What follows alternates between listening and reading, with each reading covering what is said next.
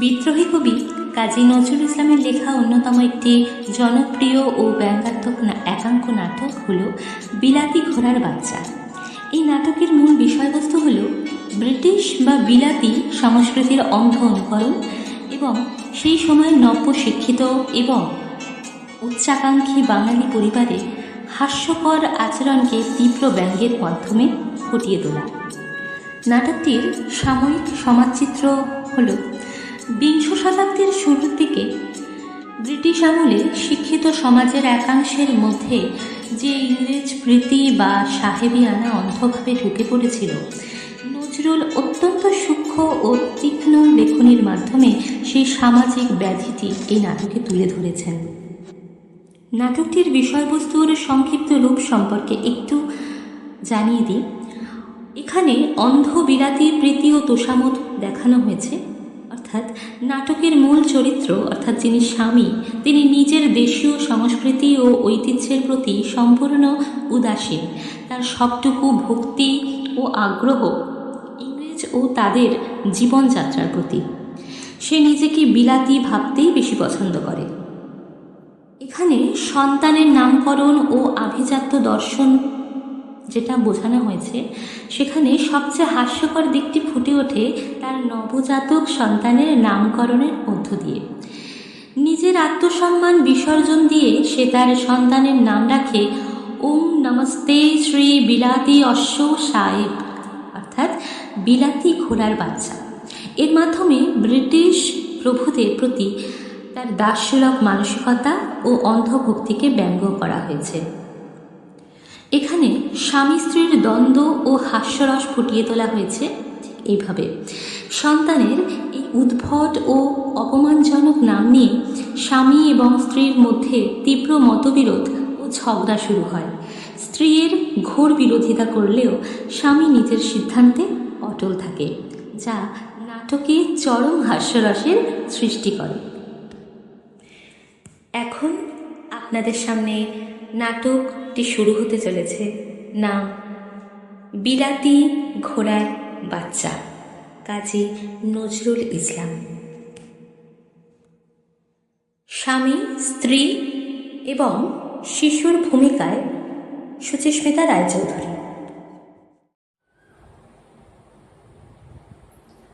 ও গিনি বলি, ও গাদারের মা, আরে আরে হুনছানি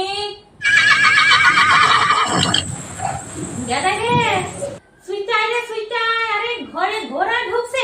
হাই হাই হাই, যা যা। আরে আরে ঘোড়া না, আরে আমি তা দেখ, হে হে, আজকে বাড়িতে আসানোর সময় 2টা টাকা দিয়ে একটা লটারি টিকিট কিনছি। কি খাও? লেখা সিটি কিনা 2 টাকা জলে দিছো?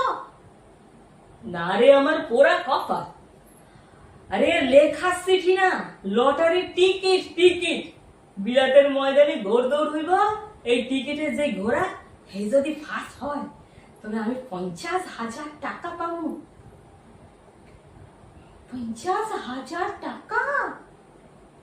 হ্যাঁ, হয়তো সে 50,000 টাকা হয় গো। আর ঘোড়া ফার্স্ট হইব?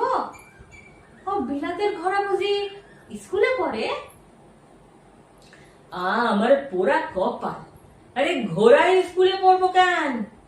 দৌড় দিয়া যদি আমার ঘোড়া হকগলের আগে যায় তবেই এই ঘোড়া ফার্স্ট হইব। ও সে জানি বুঝলুম, তা তোমার ঘোড়া ফার্স্ট হইব কেমন কইরা? তুমি রইলা এই দেশে, ঘোড়া রইল বিলাতে। আরে খেদাইয়া লইয়া যাইবে কেডা? পোড়া কপাল। আরে হেই দেশে সাহেব ঘোড়া সব সাহেব সবিস আছে, হেরাই ঘোড়া খেদাইয়া লইয়া যাইব। দেখো দেখো দেখো, আজকে অফিস বইসা একটা ঘোড়ার পূজার গান লিখছি। শুনবা নাকি? তা শোনো, দেখো এই প্রথমে গাই ঘোড়া পূজার মন্ত্র। দেখো, ওম নমস্তে শ্রী বিলাতি অশ্ব সাহেব হর্ষ নমো নমঃ। চতুষ্পদ একপুচ্ছ শৃঙ্গহীন জীবাদর্শ সাহেব হর্ষ নমো নমঃ। এই আরে পক্ষীরাজের বাচ্চা আমার ঘোড়ার সুইটা যাও কেতরাইয়া দুই চক্ষুরে ঘোড়া সাতরাইয়া তাজ পাও স্বর্গ পানে লাজুটাইয়া সি সুহু ডাইকা স্বর্গ পানে লাজুটাইয়া সিহি সুহু ডাইকা আমরা দুজন রাত্র জাগুম সোলা বিজাইয়া রাখা রে সোলা বিজাইয়া রাখা ফার্স্ট যদি না হও ঘোড়া তোমার ঘোড়ানির মাথা খাও হালা পটে পটাইয়া খাও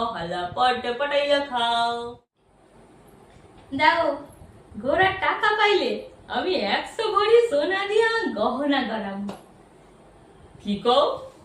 না না, তা হইব না আগে আমি জমি কিনুম, জায়গা কিনুম, বাড়ি করুম, ঘর করুম, তারপর কিছুতেই না। আমি যদি এক বাপের বিটি হই তবে আমার গয়না আগে হইব, তারপর অন্য কিছু।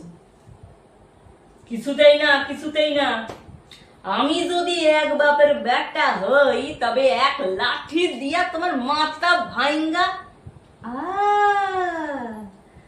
একটা বউ ঘরে আনবা না?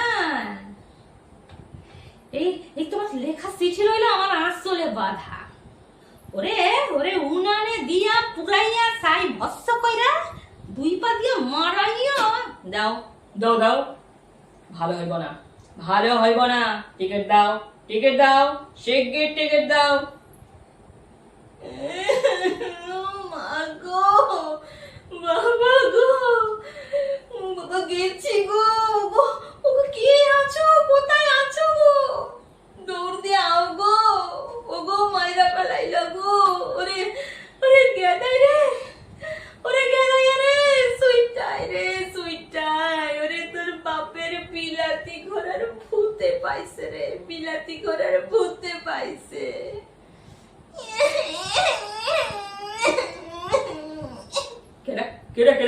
কেডা রে বাড়ি কান্দে? কেডা? কোন পোলা কান্দে?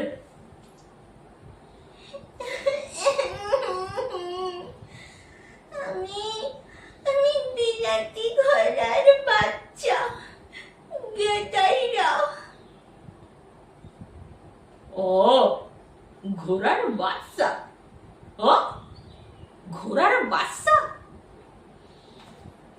নমস্কার।